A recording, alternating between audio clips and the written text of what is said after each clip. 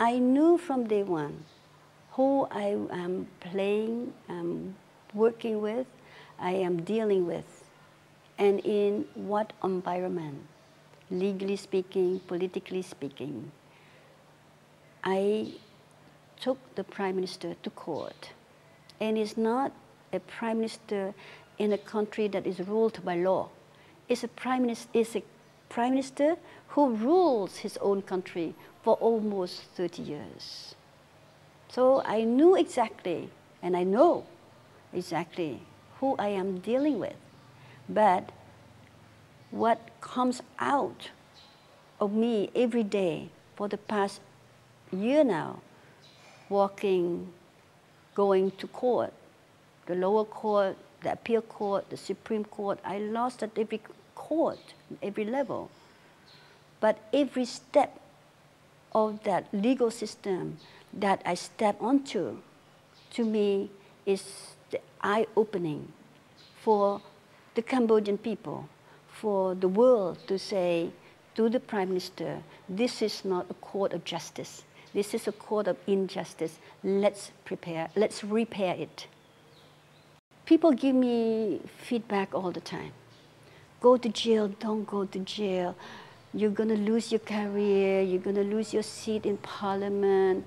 And other people say, don't go to jail. I wake up every morning and I say to myself, how do I face the day? I can only face the day when my mind is clear, and my mind cannot be clear until I know that as a victim, I can walk out of this case as a survivor. I have worked a long time with victims of human trafficking, of domestic violence, of rape, and so on.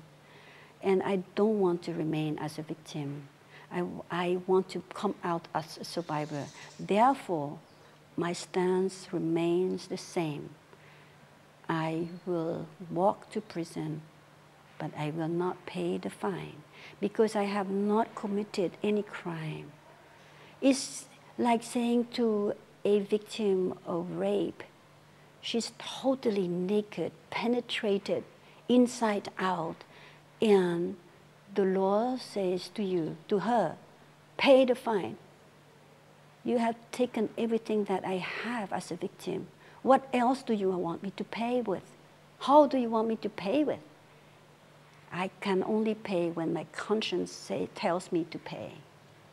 I think the international community is fully aware of the situation of the lack of human rights, the lack of rule of law, injustice, corruption in Cambodia. I think what the international community is wrong about is their diplomacy, of their strategy of engaging. Stay engaged.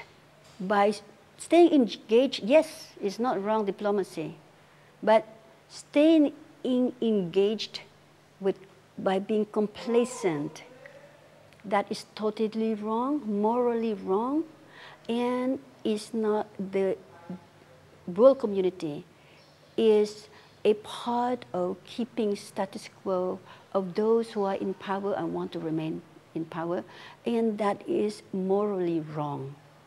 In this day and age, when you have conferences after conferences after conferences, talking about justice, talking about climate change, talking about HIV and AIDS, and so on, it all comes down to the role of the local leaders. It all comes down to people's empowerment, and it also comes down to the role of the donors.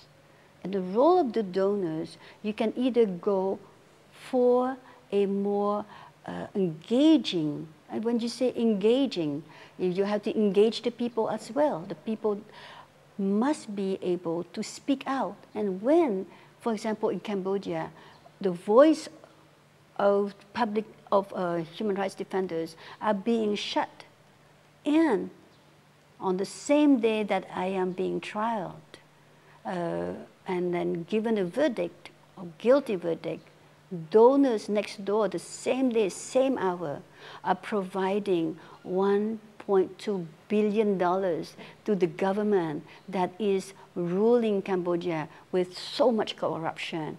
The message is totally wrong. I would like to see a Cambodia with Cambodians living with hope. And that hope is when at home you feel that you are secure.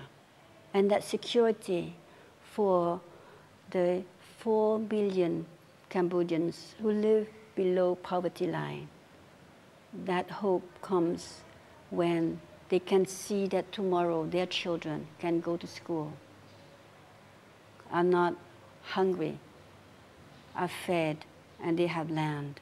I see Cambodia is a very rich country.